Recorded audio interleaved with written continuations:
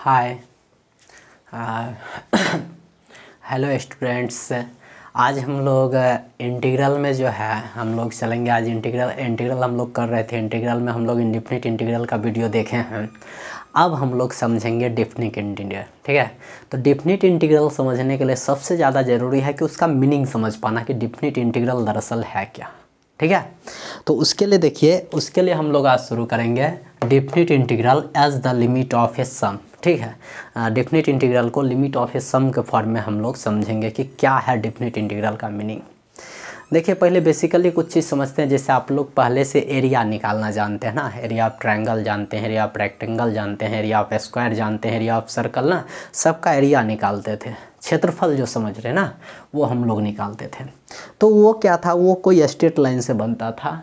यहाँ क्या है, कर्व से अगर बने एरिया ना, कर्व से बने, तो देखिए उसका एरिया कैसे निकालेंगे। सपोज डेट ले लीजिए द डेफिनिट इंटीग्रल दे दिया है ए टू बी। देखिए ए जो है ये लोअर लिमिट है और ये अपर लिमिट है। ठीक है ना, a to b f x d x, तो ये हो जाता है is the area bounded by the curve. यानी कर्व क्या है, f x bounded by the curve f x. F x ले लेते हैं। देखिए फिगर में समझिएगा, फिगर में जो ये ब्लैक वाला लाइन है ना, ये ब्लैक वाला लाइन क्या है, वो एफ एक्स है। ठीक है बच्चे, ये ब्लैक वाला लाइन क्या है, ये ब्लैक वाला लाइन है एफ एक्स। ठीक है, ब्लैक वाला लाइन ये एफ एक्स बन गया। क्लियर। अब देखिए क्या कर रहा है, अपर लिमिट और ये अपर लिमिट दे दिया है ए, अपर लिमिट दिया है बी और लोअर लिमिट ये दिया है ना। यहाँ लोअर लिमिट ए दिया है, अपर लिमिट बी दिया है, तो ये इंटरवल हो गया। इंटरवल ऐसा जो हम लोग लिख लेते थे ए टू बी ना, तो ए टू बी दे दिए ना, तो जैसे इंटरवल एक्स एक्सिस में उसको रिप्रेजेंटेड करते हैं ना रियल नंबर के लिए, तो ए का वैल्यू यहाँ दे दिए हैं। इस लाइन से जो बन गया वो ए बन गया, और यहाँ देखिए बी, इस लाइन से जो बन गया बी बन गया। ब्लू वाला जो लाइन है इस साइड का, और इस साइड का जो ब्लू वाला लाइन है ये, इधर ब्लू वाला लाइन ए को रिप्रेजेंटेड कर रहा है, इधर ब्लू वाला लाइन बी को रिप्रेजेंटेड कर रहा है। आप समझिएगा, ये ब्लैक वाला लाइन कर्व था ना, और ये ए है और ये बी है, तो इस तरह से ये बॉन्ड हो गया। और क्या होगा, अब नीचे से भी तो बॉन्ड होना चाहिए, तो नीचे से क्या है बाबू, देखिए समझिएगा, area bounded by the curve है एफ एक्स, द ऑर्डिनेट्स, वही एक्स का जो निर्देशांक हो जाता है, तो ऑर्डिनेट्स हो गया एक्स इक्वल टू ए और X equal to B, A B हो गया एंड द एक्स एक्सिस, यानी ये ब्लैक लाइन से और ये ब्लू लाइन से और फिर नीचे ब्लैक लाइन से ये जो बॉन्डेड एरिया बना, ये जो बॉन्डेड अंदर का लाइन छोड़ दीजिए, तो ये बॉन्डेड जो एरिया बना इसका एरिया निकलता है। इसका एरिया कितना होगा ये हम लोग जान पाते हैं किससे, a to b f integral a to b f x d x. Meaning समझ गए। डेफिनिट इंटीग्रल का वैल्यू क्या है, डेफिनिट इंटीग्रल का सीधा वैल्यू हुआ कर्व और जो ऑर्डिनेट है, ऑर्डिनेट्स और एक्स एक्सिस से जो कवर हुआ अंदर द कर्व जो भी है एक्स एक्सिस में, अंदर द कर्व जो एरिया होगा वही एरिया हम लोग निकालते हैं। डेफिनिट इंटीग्रल का सीधा मीनिंग में हम लोग चलते हैं तो एरिया निकालते हैं। अब देखिए इसको आज हम लोग समझेंगे लिमिट ऑफ ए सम के फॉर्म में, कैसे लिमिट ऑफ ए सम करते हैं। सिंपल चीज़ समझते हैं। पहले ये जो दिया हुआ है ना एरिया, इसको निकालने के लिए तो कॉन्सेप्ट चाहिए हम लोग को। पहले क्या करते हैं, इस एरिया को छोटे छोटे टुकड़ों में डिवाइड कर लेते हैं। देखिए एक टुकड़ा इतना हुआ ना, अब देखिए काफ़ी नज़दीक लेंगे ना तो आपको समझ में नहीं आएगा, दरअसल ये दिख रहा है बड़ा, लेकिन हम बहुत छोटा टुकड़ा लिए हैं। छोटे टुकड़ा, एक ये टुकड़ा हुआ, एक ये टुकड़ा, इतना कर गया। अच्छा, सब के बीच का जो कितना लिए हैं डिस्टेंस, एच ले लिए हैं। यहाँ से यहाँ तक कितना है, एच, फिर ये भी एच है, ऐसे ही एच, यहाँ से यहाँ तक का भी क्या हो गया, एच हो गया, और फिर यहाँ टोटल एच टुकड़ा में कर लिया है टोटल। ठीक है ना, कितना टाइम डिवाइड हुआ टोटल, देखिए टोटल डिवाइड हो गया। अब देखिए पहले एच टुकड़ा लिया तो पहला जो पॉइंट है वो तो ए है, पहला पॉइंट क्या है, ए, तो यहाँ x0 या x0 कह दीजिए। ठीक है, दूसरा जो ये है, दूसरा क्या हो जाएगा, दूसरा यहाँ देखिए ले लिए हैं x1 x0, उसके बाद x1 ले लिए, फिर तीसरा जो पॉइंट है उसको ले लिए हैं x2। वैसे ही जाते जाते एक ऐसा पॉइंट आता है जो क्या हो जाता है, एक्स आर हो जाता है, वह 0 1 2 3 4 में ही आर आता है, एक्स आर हो जाता है। उससे जस्ट पहले वाला एक कम होगा, लेस वन होगा, तो एक्स आर माइनस वन होता है। और लास्ट कहाँ तक है, एक्स एन है, एक्स एन किस पर ले लिए हैं, बी पर ले लिए हैं। यानी एक्स जीरो से शुरू करके कहाँ तक, एक्स एन तक क्या है, जहाँ एक्स जीरो या एक्स नॉट ए है और एक्स एन बी है। यहाँ तक क्लियर। अब देखिए यहाँ पर एक्स जीरो कितना होगा, ए होगा, अच्छा x1, अब समझिएगा ध्यान से, ई तो a है और इतना दूर का वैल्यू h है, तो x1 तक जाने के लिए कितना हो जाएगा कुल मिला के, तो a प्लस h हो जाएगा, होगा कि नहीं, एक h ऐड कर देंगे और फिर x2 जाने के लिए क्या होगा बताए, 2 बार h जोड़ा जाएगा तो a प्लस 2h हो जाएगा x2 के लिए। वैसे ही xr के लिए क्या होगा, a प्लस RH हो जाएगा, समझ रहे हैं कि नहीं, a प्लस RH हो जाएगा। और xn के लिए तो क्या होगा, xn माइनस n के लिए डायरेक्ट होगा a प्लस NH, सीधा सीधी है, जैसे x1 था तो a प्लस 1h हो गया था। अरे यार समझो, x1 यहाँ है ना, तो यहाँ तक तो a ही था, a था, तो इतना दूर चलेंगे तो इतना दूर a प्लस h हो जाएगा। जैसे यहाँ 2 रहता और इसमें h जोड़ते 2 प्लस h यहाँ न होता। देखिए कोऑर्डिनेट सिस्टम में समझिएगा, यहाँ 2 है ना, हम इसमें h जोड़ते हैं तो यहाँ जो पॉइंट होगा वो 2 प्लस h होगा ना। अगर इसमें 1 जोड़िएगा, 1 जोड़ दीजिएगा तो कितना होगा 3, तो यहाँ 3 हो जाएगा, समझे कि नहीं, तो 3 को ही नहीं 2 प्लस 1 दे सकते हैं, तो इसे ही h जोड़ दिए हैं। तो यहाँ a हो गया, x1 कितना हो गया a प्लस h हो गया, x2 कितना हो गया a प्लस 2h हो गया, मतलब यहाँ जितना रहना है यहाँ h के आगे वो लगाना है, तो xr कितना होगा a प्लस RH हो जाएगा, और xn माइनस 1 हो जाएगा a plus n minus 1 into h हो जाएगा, और xn हो जाएगा a प्लस NH। अब समझिएगा a पर यहाँ है, यहाँ a है, तो यहाँ पर जो, या फिर इसको x0 देते हैं, तो यहाँ पर इसके अकॉर्डिंग जो ये लाइन होगा, ये हाइट जो होगा वो f(x0) हो जाएगा।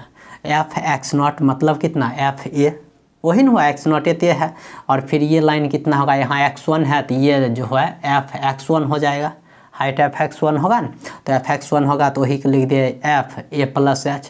फिर यहाँ पर x2 है तो f(x2) बराबर f a प्लस 2h। वैसे ही करके चलेगा f(x_r) तक जनरल पॉइंट के लिए f(x_r) इक्वल टू लिख दिया f a प्लस RH। यहाँ तक आप लोग समझ गए।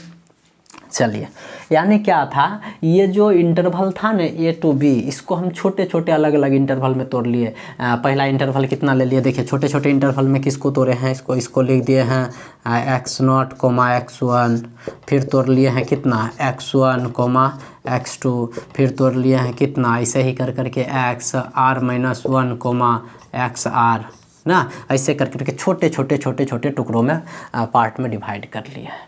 ठीक, चलिए यहाँ तक ही समझ गए, ठीक है ना, यानी ये सब मैटर तो आप समझ गए।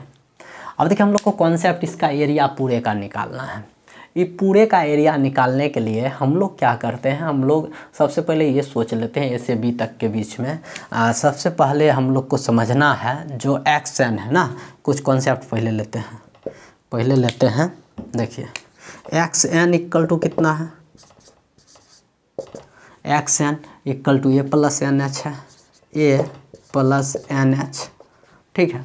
अब देखिए a प्लस NH है, xn इक्वल टू किसके इक्वल है, xn इक्वल टू b न है, b जहाँ है वही ना xn है, तो xn इक्वल टू b हो जाएगा, तो b इक्वल टू लिख दिए a प्लस NH, ठीक है। अब सोच लीजिए इसी को अगर सॉल्व करेंगे तो b minus a equal to NH, so h equal to कितना दे सकते हैं, h इक्वल टू दे सकते हैं b माइनस a और बाय n, ठीक है। h इक्वल टू हम लोग दे सकते हैं कितना, b minus a by n। आप सोचेगा यहाँ पर एक लॉजिकल चीज़ समझते हैं, लॉजिकल चीज़ क्या समझना, एकदम ध्यान से समझिएगा। सोचिए h का वैल्यू फुल्ली डिपेंड करता है n पे, कैसे, ये सपोज डैट यहाँ a है यहाँ b है, ठीक है ना, और h हम इतना बड़ा ले लेंगे तो 1 टुकड़ा 2 टुकड़ा 3 4 टुकड़ा होगा, 4 गो h हो जाएगा इस बीच में, ठीक है। अब इसको और छोटा टुकड़ा करते हैं, 8 हो जाएगा, जैसे जैसे टुकड़ा बढ़ जाएगा h का वैल्यू कम हो जाएगा, ठीक है ना। अच्छा सोच लीजिए a से b तक में ना हम इन्फिनाइट टुकड़ा कर देते हैं, एकदम इतना टुकड़ा कर देते हैं ना, इतना टुकड़ा जो कुछ कहने का नहीं, ठीक है ना। तो n जो है ना, n हम लोग अगर अप्रोच करवाएंगे किसको, इन्फिनिटिव को, चूँकि इक्वल तो होगा नहीं, अब तब टुकड़ा कितना हो जाएगा, चूँकि n जो है इतना तक में n लिया, n का वैल्यू छोटा है, पूरा एकदम इतना छोटा टुकड़ा कर दिए कि n कितना हो गया, अनंत हो गया, काउंट नहीं कर पा रहे हैं। तो जैसे ही n का वैल्यू बढ़ेगा तो h का वैल्यू छोटा हो जाएगा, h का वैल्यू इतना कम हो जाएगा कि h किसको अप्रोच करने लगेगा, 0 को। ये समझेगा, n अगर इन्फिनाइट को अप्रोच करेगा तो h किसको अप्रोच करेगा, 0 को, ठीक है। चलिए, और n इन्फिनाइट कर रहा है तो कन्फर्म है 1/n किसको, 0 को अप्रोच करेगा, ठीक। यहाँ तक बच्चे समझ चुके हैं। अगर यहाँ तक समझें तो इसका स्क्रीनशॉट लेके पहले रखिए, एकदम रिलैक्स में हम लोग पढ़ने वाले हैं। चलिए, इधर तो ये समझ गए हैं पूरा डाटा, पूरा चीज़।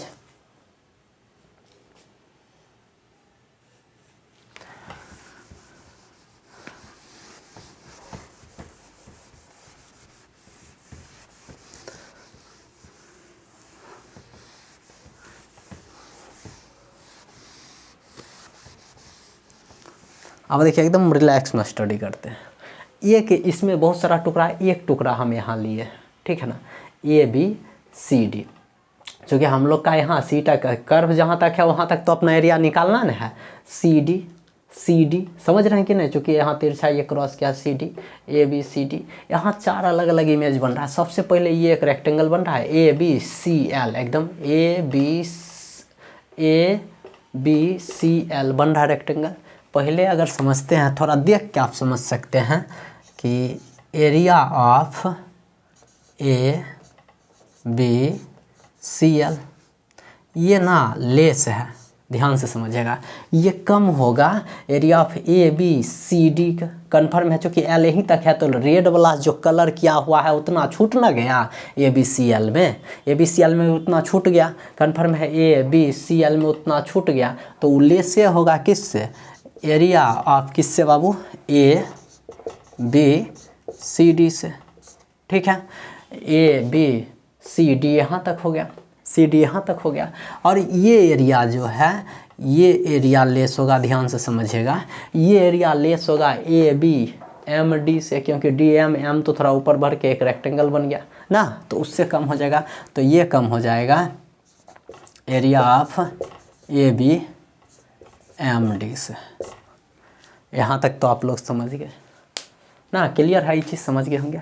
अब एक चीज़ समझिए, एच जो है ना छोटा करते हैं, एच बाबू छोटा लेते हैं। जैसे एच को घटाएंगे तो ये वाला डी जो है, डी घसक के इधर आते जाएगा, आते जाएगा, आते जाएगा। एच एकदम जीरो नहीं लेंगे, जीरो के एकदम नज़दीक ले लेंगे। सोचिए ये जो लाइन है ना, ये एकदम लाइन यहाँ नहीं चलाएगा, ये जो बी डी है एकदम पूरा घसकाएंगे तो ये घसक के एकदम सोच लीजिए इसके काफ़ी नियर आ जाएगा, काफ़ी नियर आ जाएगा ना।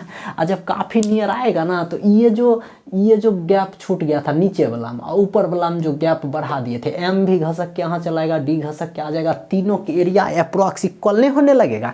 तो कन्फर्म रहिएगा, एच अगर क्या होगा बाबू, एच जीरो को अप्रोच करेगा, एच ना जीरो को अप्रोच करेगा तो कन्फर्म रहिए area of A B C L लगभग, चूँकि एग्जैक्ट बराबर तो होगा ना, लेकिन लिमिटिंग वैल्यू इक्वल हो जाएगा, ठीक ना, लगभग हो जाएगा area of A B C D ना, और ये भी लगभग हो जाएगा area of A B M D.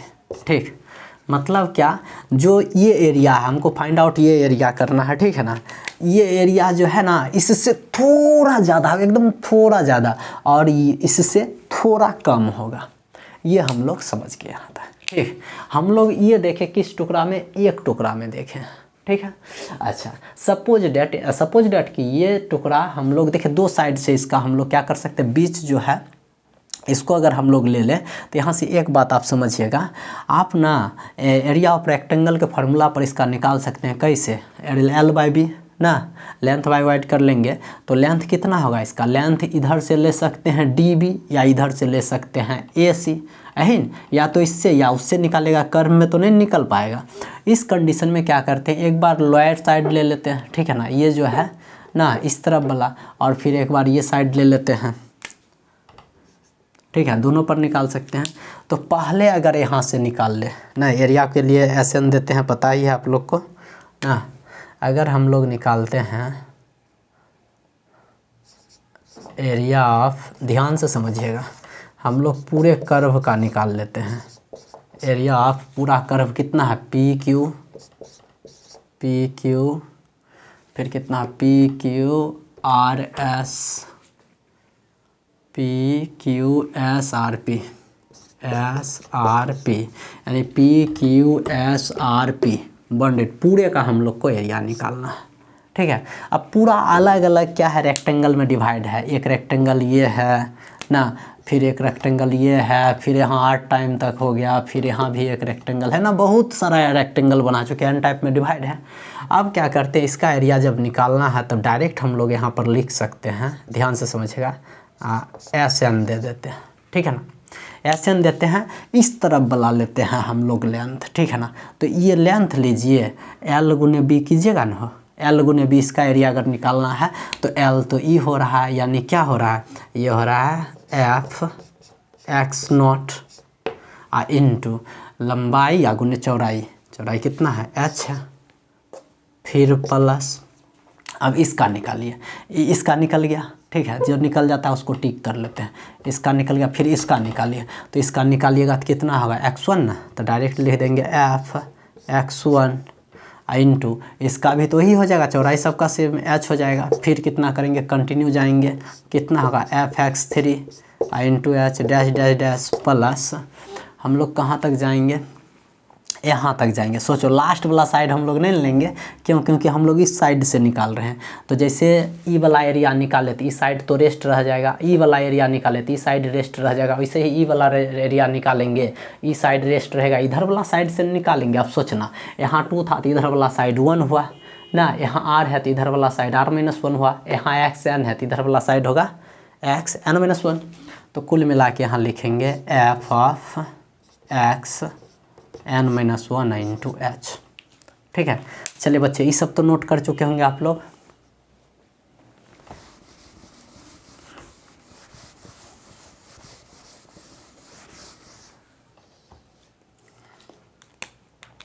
फिर देखिए यहाँ से ऐसे निकल to F X naught, F A दे दे, एक्स नॉट का जगह तो वही तो दे सकते हैं एफ ए, तो दे देते हैं F A into H plus F x1 का जगह ए प्लस एच इंटू एच, और फिर प्लस f3 की जगह F a plus 2h into H और डैश डैश, फिर प्लस n-1 का जगह कितना होगा, तो F a plus n-1 into H का होल एच। ठीक है, सब टर्म में एच से मल्टीप्लाई है तो एच कॉमन कर लेते हैं, ठीक है ना। तो ऐसे निकल टू एच कॉमन ले लिए, तो देखिए यहाँ हो जाएगा F of A plus H dash dash plus F of A plus n-1 into H. ठीक है, ये पूरा डाटा उम्मीद है आप समझ गए। इसके मदद से क्या निकल गया, ये पूरे का एरिया निकल गया सबका। किस साइड से, इस साइड से, लेफ्ट साइड से। जब दोनों में कन्फर्म है ये और ये, एक्स नॉट और x1 में बड़ा हो जाएगा x1, ठीक है, फिर x1 और x2 में बड़ा हो जाएगा x2, थोड़ा ही बड़ा होगा लेकिन होगा, एच अगर एच का कुछ वैल्यू होता है तब। ठीक, चलिए इसको समझ लिए Sn का। ठीक है, आप सोचिए सपोज डैट अगर हम उस तरफ वाला साइड लेते ना, ध्यान से समझिएगा, उस तरफ से अगर साइड लेते, पहले इसको समझ गए सबको, इसको अगर समझें ना तो इस Sn को इक्वेशन आप फर्स्ट ले लीजिएगा। ठीक है, चलिए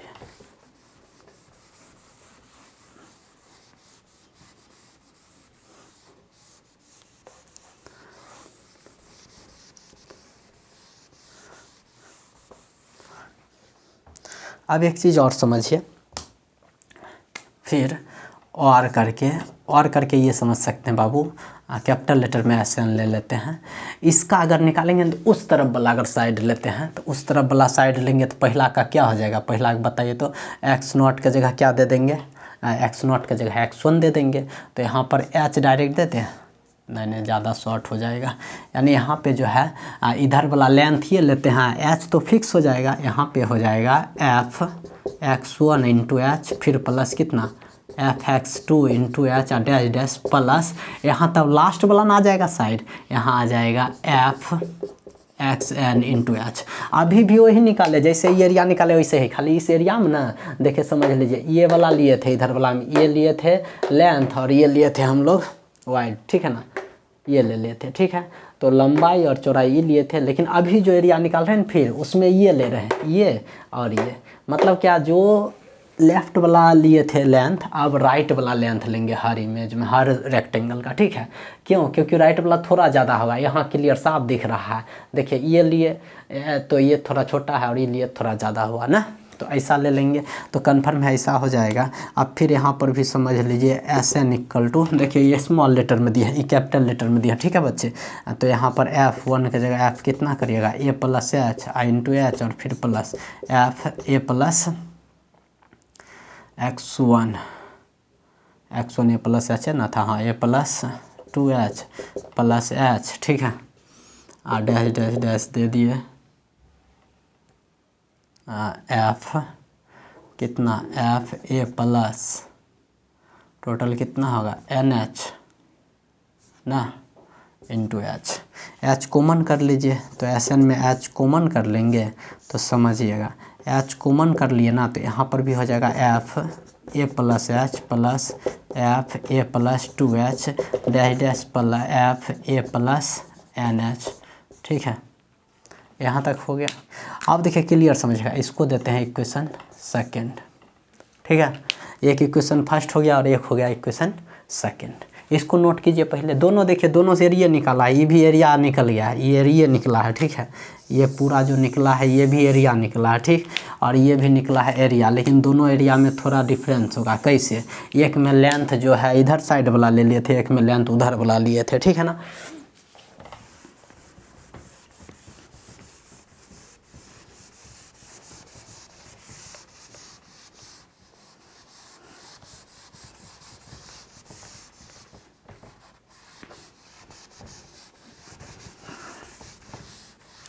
अब देखिए क्लियरली है बाबू, क्लियरली है कि Sn ग्रेट होगा स्मॉल लेटर से Sn ना, कन्फर्म है बाबू। इससे जो एरिया निकलेगा वो ज़्यादा होगा, क्योंकि इधर सब में उस तरफ वाला लेंथ ले लिए, ये थोड़ा कम होगा।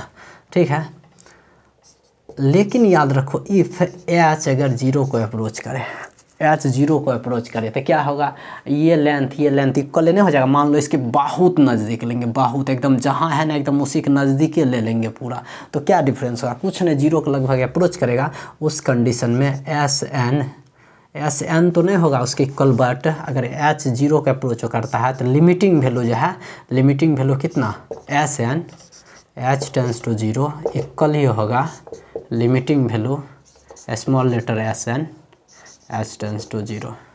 एकदम कन्फर्म है इक्वल होगा। और इसी बात को हम लोग लिख देते हैं A to B fx dx। ठीक है, ये भी तो एरिया हो गया ना। अगर H लिमिटिंग वैल्यू दोनों का इक्वल हो जाएगा, H अगर जीरो के अप्रोच करेगा तो निश्चित है limiting value of Sn H tends to zero, limiting value of small letter Sn H tends to zero, ये इक्वल होगा A to B fx dx। अब है कि लिमिटिंग वैल्यू निकालेंगे कैसे, सब इक्वल है तो किसी एक का हम लोग निकाल के देख लेते हैं। देखिए कैसे निकालेंगे,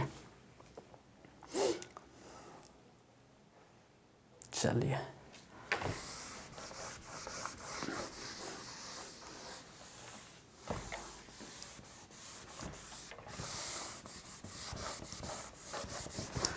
अब देखिए हम लोग के पास डायरेक्ट चाहिए लिमिटिंग वैल्यू, सो डायरेक्ट लिख दे, सो एरिया ऑफ कितना बच्चे, P Q S R P equal to limit Sn H tends to zero. Confirm है ना, एरिया जो निकालना है डायरेक्ट होगा limit Sn H tends to zero. इसी बात को हम लोग लिख दें limit H tends to zero H into, देखिए आप डायरेक्ट अभी तुरंत निकाले थे, Sn का वैल्यू निकाले थे इक्वेशन फर्स्ट से। इक्वेशन फर्स्ट देख लीजिए, डायरेक्ट यहाँ हो जाएगा F a plus H plus f a plus 2H dash dash plus f a plus n minus 1 into H. ठीक है, इससे आप डायरेक्ट क्या कर सकते हैं, निकाल सकते हैं। ठीक, यही फार्मूला हो जाएगा हम लोग का। हाँ, एक चीज़ और इसमें कर सकते हैं, देखिए ध्यान से समझिएगा। अभी तुरंत हम लोग देखे थे, चूँकि H इक्वल टू क्या देखे थे, B माइनस ए और बाय कितना n देखे थे ना, H equal to B minus A by n। तो इसमें क्या था, H अगर जीरो को अप्रोच करेगा तो n किसको अप्रोच करेगा, इन्फिनिटिव को। तो इसी बात को इसे भी लिख सकते हैं, H का जगह हम लोग पुट कर देंगे b minus A by n। तो यहाँ पर b माइनस ए कॉन्स्टेंट है, साइड कर लिए और फिर लिमिट हो गया। अब H की जगह n आ गया तो n किसको अप्रोच करेगा, इन्फिनिटिव को। इंटू यहाँ पर रह जाएगा 1/n और तब हो जाएगा f ऑफ ए और plus f a plus H के बदले में डायरेक्ट दे दीजिए, या फिर यहीं अभी H रहने दीजिए, फिर डैश डैश और फिर plus f a plus n minus 1 into H. ठीक है, ये है कॉन्सेप्ट हम लोग का। ठीक है, ये कॉन्सेप्ट है, इसी कॉन्सेप्ट पे हम लोग को क्या करना है, एरिया निकालना। बस लिमिट की मदद से हम लोग कर लेंगे ये चीज़। ठीक है, तो उम्मीद है सही बच्चे इस चीज़ को समझ गए होंगे। चलो एक और तरीका है, इसको जो है ना सिग्मा लगा के भी लिखा जाता है, सिग्मा लगा के भी हम लोग लिख सकते हैं। पहले बस यही हो गया मेन कॉन्सेप्ट यही है। SN को सिग्मा में लिख सकते थे, तो हमको लगता है कि आप पहले से ये चीज़ जान रहे होंगे, नहीं जानते होंगे तो फिर बताएंगे आपको। चलिए नोट कर लीजिए इसको, यानी आप लोग क्या समझे, डेफिनिट इंटीग्रल का मतलब डायरेक्ट हो गया एरिया ना, under the curve ordinates and x axis.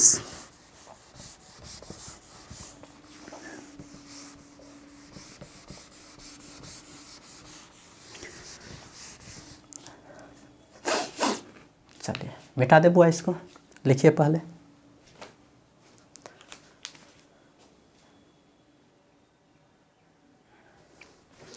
अब देखिए क्वेश्चन करने के लिए पहले कुछ चीज़ हम लोग को समझना, क्लास 11th में भी आप मैथमेटिकल इंडक्शन में देखे होंगे, यहाँ n सब जो है नेचुरल नंबर बिलोंग्स कर रहा है, ठीक है।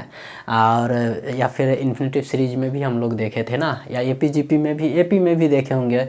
तो जनरली क्या है, जैसे 1 2 3, इसको AP में भी हम लोग देखते हैं 1 2 3 4 डैश डैश n तक रहेगा।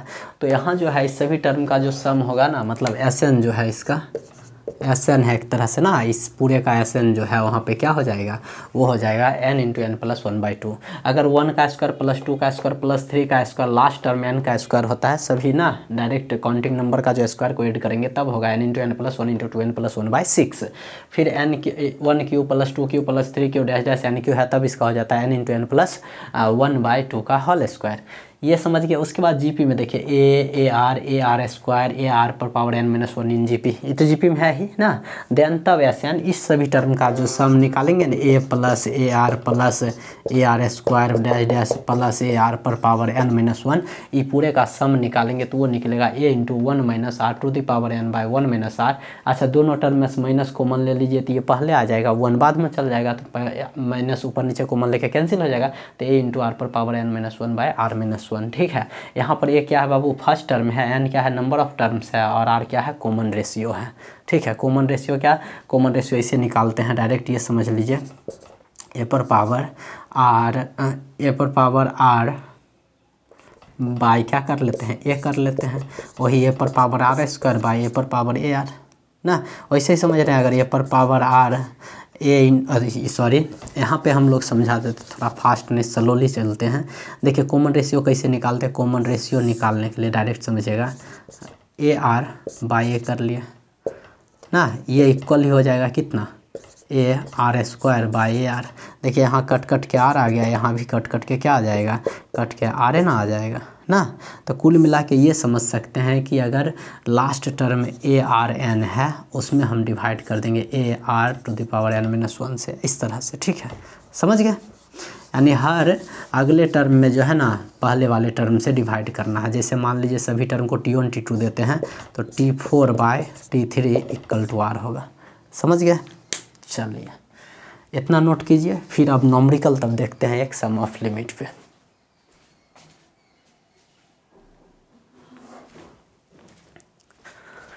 चलिए देखिए बच्चे, समझना है, उस पर एक नॉमरिकल हम लोग को दिया है, कह रहा है 0 to 2 x² dx फाइंड करना है as the limit of a sum के फॉर्म में ना, as the limit of a sum के फॉर्म में करना है। तो देखिए हम लोग को क्या करना है, बाय डिफिनेशन हम लोग क्या जानते हैं, देखिए सॉल्यूशन के लिए बाय डिफिनेशन हम लोग जानते हैं A to B ना fx dx है, तो इसको हम लोग लिखेंगे, डायरेक्ट डिफिनेशन जानते हैं, B - A, right, B - A limit n tends to infinite n to 1/n, और यहाँ जानते हैं FA + FA+H plus dash dash plus FA + n-1 × H, ठीक है। ये पूरा डाटा जानते हैं, ठीक है। अब इसमें एक चीज़ और जानते हैं, जहाँ पे हम लोग एक चीज़ और क्या जानते हैं, एक चीज़ जानते हैं कि H = होता है B - A/n, ठीक है। नाउ अब आपको समझना है A का वैल्यू कितना है, A का वैल्यू 0 है, ठीक है। B का वैल्यू कितना है, B का वैल्यू 2 है, इसलिए H का वैल्यू कितना होना है, H का वैल्यू B - A/n, यानी 2 - 0/n, H = 2 - 0/n, H = होगा 2/n, ठीक है, निकल गया। अब चलेंगे, सो इसलिए डायरेक्टली देखो 0 to 2 यहाँ कर लेते हैं कितना, 0 to 2 एफ एक्स का वैल्यू तो क्लियर है कितना, x square into d x. So b minus a कितना होगा, 2 होगा, बी माइनस ए 2 दे दिए। अच्छा लिमिट दे देंगे, limit n tends to infinity 1/n। ठीक है, अब देखिए दिया है एफ ए का वैल्यू कितना है 0, तो लिख देंगे कितना f0 फिर plus f a plus h, a का वैल्यू 0 और प्लस एच का वैल्यू कितना है 2/n, तो 2/n फिर plus f a plus 2h होता है, तो 0 और प्लस कितना होता है 4/n होता ना, डैश डैश आप प्लस करते तो लास्ट टर्म हो जाता है कितना, एफ ए का वैल्यू 0 और प्लस n-1 इंटू एच का वैल्यू 2/n। ठीक है, ये पूरे हो गया बच्चे। चलिए अब इसको थोड़ा और स्टेप बढ़ा लेते हैं। अब इस पूरे डाटा को लिख देते हैं, 2 लिख देते हैं, यहाँ लिमिट दे दिए, यहाँ दे दिए 1/n, यहाँ दे दिए n टेंस टू 0। ठीक, अब सोचिएगा f0 है, f0 तो बताइए एफ एक्स कितना है, ध्यान से पहले समझिएगा। एफ एक्स का वैल्यू कितना दिया, वो एक्स स्क्वायर ना, यहाँ लिख देते हैं ये क्लियर।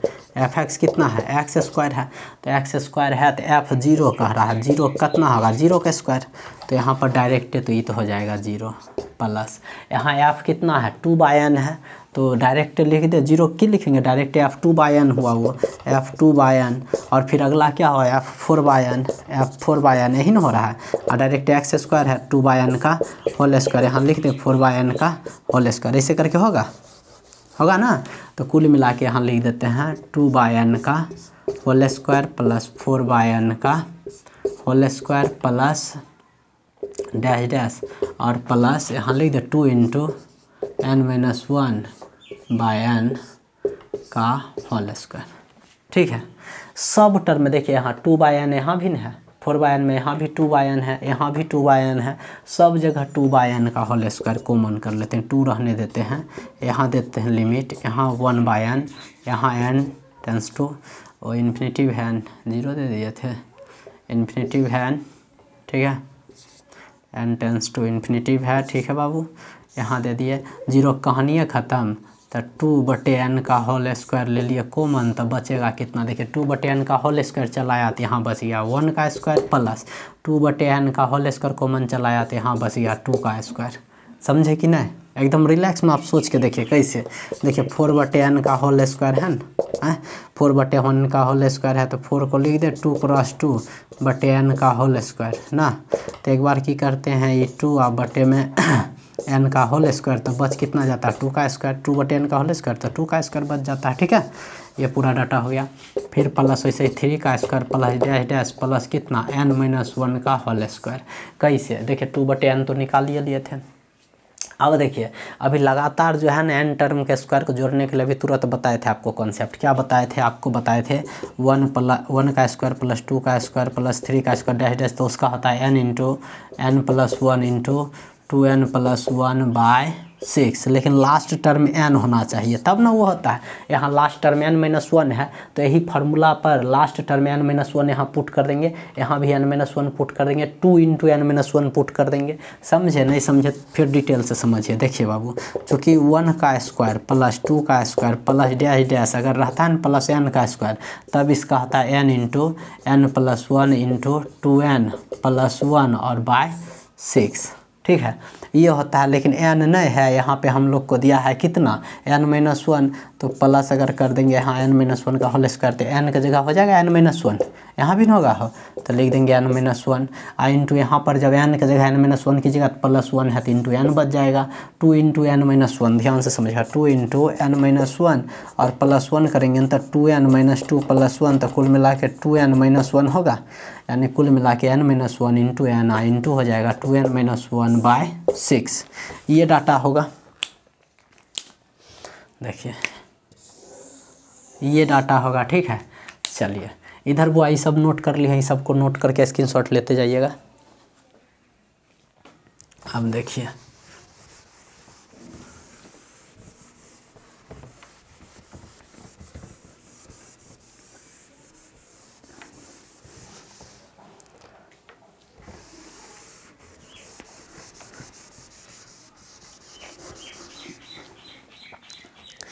अब देखिए डायरेक्ट इसको क्या लिख सकते हैं, डायरेक्ट इसको लिख देते हैं 2 into limit n tends to infinity 1/n, यहाँ हो जाएगा कितना 2 का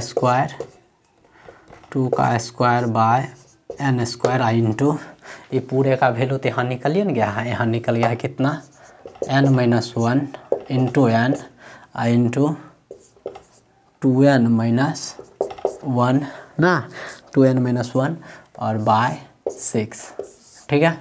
तो कुल मिला के ये n और ये स्क्वायर वाला काट देते हैं, ठीक है।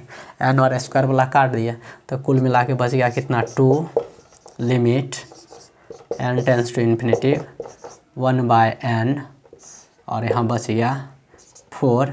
अब बाय n है न, तो बाय n को इसे लिख दे n-1/n आई इंटू कितना 2n-1 बाय नहीं कुछ तो 1, ठीक है। और या इंटू 1/6 भी न है, इंटू 1/6 कर दिया। चलिए यहाँ तक बच्चे समझ चुके हैं।